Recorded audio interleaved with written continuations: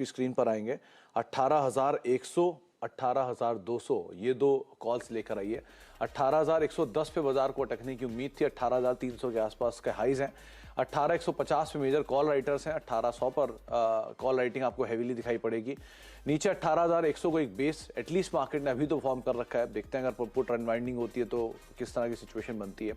18,000 पे भी आपको पुट राइटर्स काफी एक्टिव दिखाई पड़ेंगे।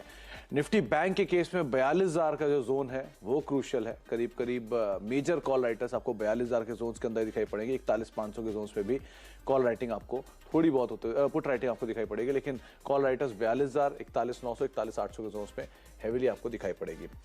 प्रशांत जी नमस्कार, स्वागत है कार्यक्रम में। मिलने से पहले आपसे लगातार 3 दिन से इंडेक्स में एक बढ़िया तेजी देखने को मिल रही है, तो अब आपके सामने वो सिचुएशन आ गई है कि यहाँ क्या करना चाहिए। इस तरह की तेजी को सस्टेन करेगा मार्केट या इस तरह की तेजी के बाद प्रॉफिट टेकिंग आएगी आज एक्सपायरी के दिन? आप क्या व्यू रखते हैं? जी सुमित जी, दोनों इंडाइसेस पे अलग बात करूंगा, एक बहुत बेसिक तरीके से मैं व्यू दूंगा जो सभी लोग समझ सके। तो हमें देखना है कि पूरी फरवरी महीने की जो रेंज है उसकी जो हाई थी वो बजट डे की हाई थी। और अगर हम फ्यूचर्स में देखें निफ्टी में, तो करीबन मैं मान के चलूंगा कि 18,075 ऑलमोस्ट इस लेवल को हम मान के चलेंगे। 18,075 ये इस दिन की हाई थी। आज हम इसके ऊपर पहली बार ट्रेड कर रहे हैं। नॉर्मली हम एक ब्रेकआउट को वैलिड कब मानते हैं? जब एक स्पेसिफिक लेवल के ऊपर लगातार 2 दिनों तक क्लोजिंग मिले।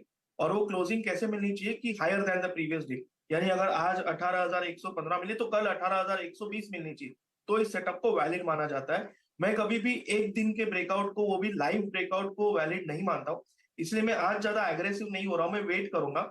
नॉर्मली अगर हम ये सेटअप वैलिड हो जाए और अगर हम कंटिन्यूअस 2 दिनों तक जो लेवल मैंने कहा उसके ऊपर फ्यूचर्स में क्लोज होते, तो मुझे क्लियर कट 100-150 पॉइंट की स्ट्राइकिंग रेंज मिल जाएगी बिना कोई तकलीफ, यानी करीबन 18,200 250 तक। और तब मैं ट्रेड करूंगा, जो कि होगा अगले हफ्ते, यानी आज और कल की क्लोजिंग देखने के बाद।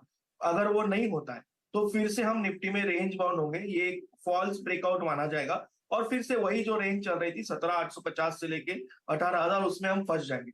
इसलिए आज मैं बिल्कुल भी सजेस्ट नहीं करूंगा कि एग्रेसिव लॉन्ग्स आप कैरी करो। आप अगर दोपहर में कर रहे हो तो डेफिनेटली आप ट्रेड कर सकते हो, अगर आपको कोई वैलिड सेटअप मिल रहा है। कैपअप इतना बड़ा हुआ था कि उसी रेंज में मार्केट चल रहा है, तो मुझे ऑप्शन में कोई ट्रेड नहीं दिख रहा है। बट जहां मैं बैंक निफ्टी को देखता हूँ और उनके फ्यूचर्स की तरफ मेरी ध्यान, जब बैंक निफ्टी फ्यूचर्स पे जा रहा है, तो हम करीबन 41,900 रेंज पे स्ट्रगल कर रहे हैं।